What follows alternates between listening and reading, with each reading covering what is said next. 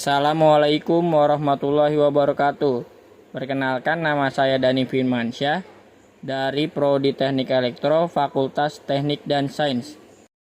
Akan mempresentasikan materi mengenai komunikasi digital. Komunikasi digital adalah proses di mana dua atau lebih komputer atau perangkat mentransfer data, instruksi, dan informasi. Untuk mencapai komunikasi yang berhasil, diperlukan pertama, perangkat pengirim yang memulai instruksi untuk mengirimkan data. Yang kedua, perangkat komunikasi yang menghubungkan perangkat pengirim ke media transmisi. Yang ketiga, perangkat komunikasi yang menghubungkan media transmisi ke perangkat penerima. Dan yang terakhir, perangkat penerima yang menerima transmisi, data, instruksi, atau informasi. Berikutnya adalah network atau jaringan, yang merupakan kumpulan komputer dan perangkat yang terhubung bersama-sama melalui perangkat komunikasi dan media transmisi. Manfaat menggunakan network atau jaringan adalah memfasilitasi komunikasi, berbagi perangkat keras, berbagi data dan informasi, berbagi perangkat lunak, dan mentransfer data. Network atau jaringan dapat diklasifikasikan menurut wilayah dan cakupannya.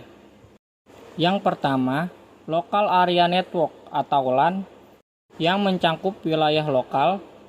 Yang kedua, Metropolitan Area Network atau MAN yang merupakan jenis jaringan komputer yang lebih luas dan lebih canggih dari LAN. Yang ketiga, Wide Area Network atau WAN yang merupakan jenis jaringan komputer yang lebih luas dan lebih canggih daripada LAN dan MAN.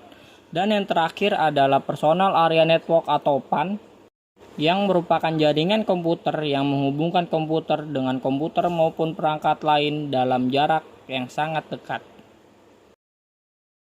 Network atau jaringan juga mempunyai rancangan arus komunikasi media elektronik yang disebut dengan network arsitektur, yang memiliki contoh seperti klien atau server, yaitu jaringan satu atau dua komputer bertindak sebagai server. Dan yang kedua adalah jaringan peer-to-peer, yaitu jaringan sederhana yang menghubungkan lebih sedikit dari 10 komputer.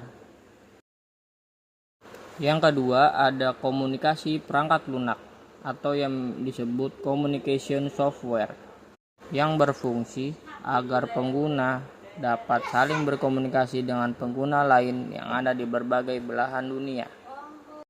Beberapa contoh komunikasi perangkat lunak adalah WhatsApp, Line, Zoom, dan sebagainya. Yang ketiga, ada standar dan protokol komunikasi jaringan atau Network Communication Standard and Protocol, yaitu sebuah aturan atau standar yang mengatur atau mengizinkan terjadinya hubungan, komunikasi, dan perpindahan data antara dua atau lebih titik komputer.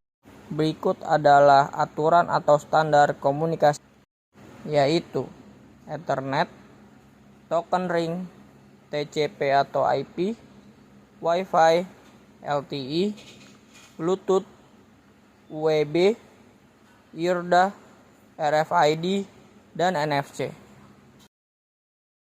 Yang keempat, ada jalur komunikasi atau communication lines.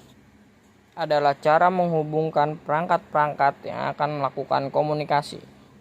Yang pertama ada kabel, DSL, FTTP, T-carrier, dan yang terakhir ada ATM. Yang kelima ada perangkat komunikasi atau communication device, yaitu digital modem seperti kabel. Kedua, wireless modem. Yang ketiga, wireless access point. Yang keempat, router. Yang kelima, network cards. Dan yang keenam, hubs and switch.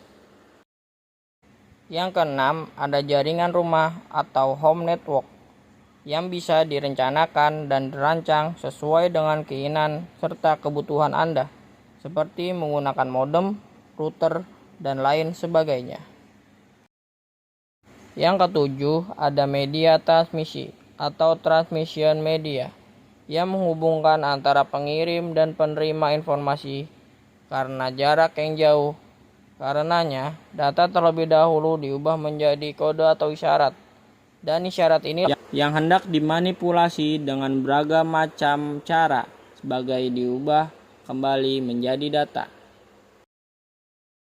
Yang kedelapan, ada media transmisi fisik atau physical transmission media, yaitu twisted pair cable, coaxial cable, dan fiber optic cable.